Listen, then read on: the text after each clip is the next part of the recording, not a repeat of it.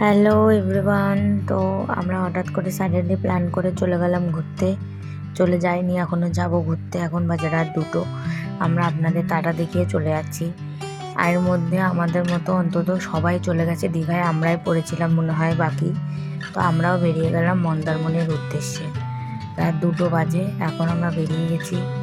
তো তখনও সোনামা জেগে আছে, কারণ ও ঘুরতে যাচ্ছে এটাও জানে, তাই ও ঘুমায়নি।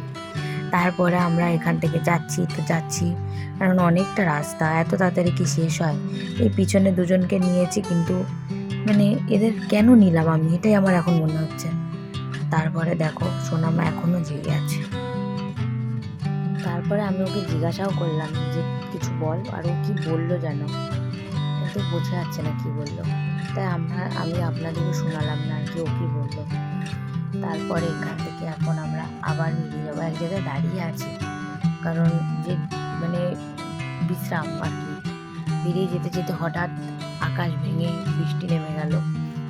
আমরা বাড়িতে পয়সা খরচা বাঁচানোর জন্য চা করে নিয়ে গেছিলাম ফ্লাক্সে, সেটাই খাচ্ছে। আমার বর তো গাড়ি চালাতে চালাতে খাচ্ছে, এও খাচ্ছে, সবাই খাচ্ছি আমরা। তো তারপরে এখান থেকে বেরিয়ে তো যে দেখতে পাচ্ছেন 3:42 বাজে, এখনও আমরা রাস্তায়। তারপরে ভোর হয়ে গেল, ঘুমিয়েছিলাম জানিই না কখন ভোর হলো। তারপরে এখান থেকে যাচ্ছি তো দীঘায় প্রায় ঢুকবো, তার আগেই দেখি চারিপাশটা এরকম সাজানো গোছানো। এখান থেকে আমরা রাস্তাতে যাচ্ছি, কারণ জগন্নাথ মন্দিরের রথযাত্রা ছিল পরের দিন, তাই জন্য এখান থেকে হেঁটে, এই যে মেয়ে ঘুমিয়েও পড়েছে, এখনও ওঠেনি, সে গুড মর্নিং তার এখনও হয়নি। তারপরে যেতে যেতে এই যে আমরা দীঘায় ঢুকে গেলাম। এবার এখান থেকে মজায় মনটা আমাদের ফুরফুরে হয়ে গেল আর কি। সে ফুরফুরে যে কি ফুরফুরে সে বলা যাচ্ছে না। বিগত কয়েক বছর পর আমরা এখানে আসলাম। তারপরে দেখতে পাচ্ছেন চারিদিকটা কি অপূর্বভাবে সাজিয়েছে, মানে কোনো তুলনা হবে না। মানে এতই ভাল লাগছে, আর এতটা সুন্দর সময় আমরা গেছি। এই হলো জগন্নাথ মন্দির। তো আমার সাথে সবাই একবার প্লিজ বলুন জয় জগন্নাথ। তারপরে আপনারাও আমার সাথে এই জগন্নাথ মন্দিরটা দর্শন করুন।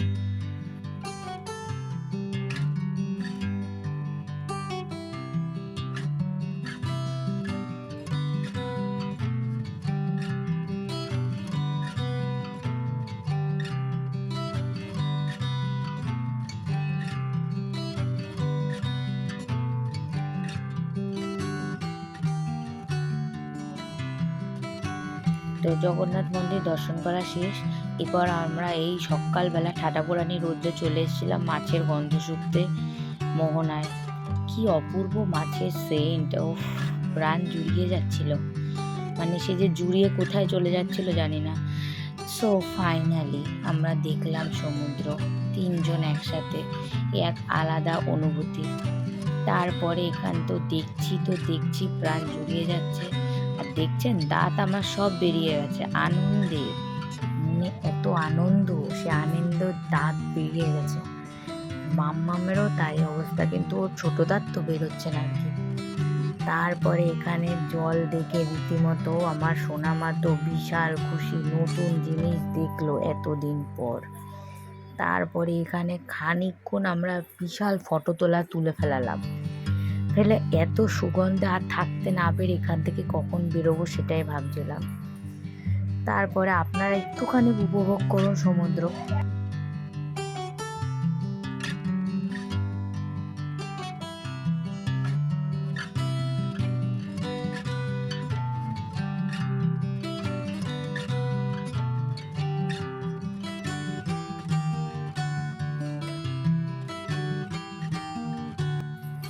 আর সহ্য করা গেল না, তারপরে আমরা ওখান থেকে বেরিয়ে গেলাম।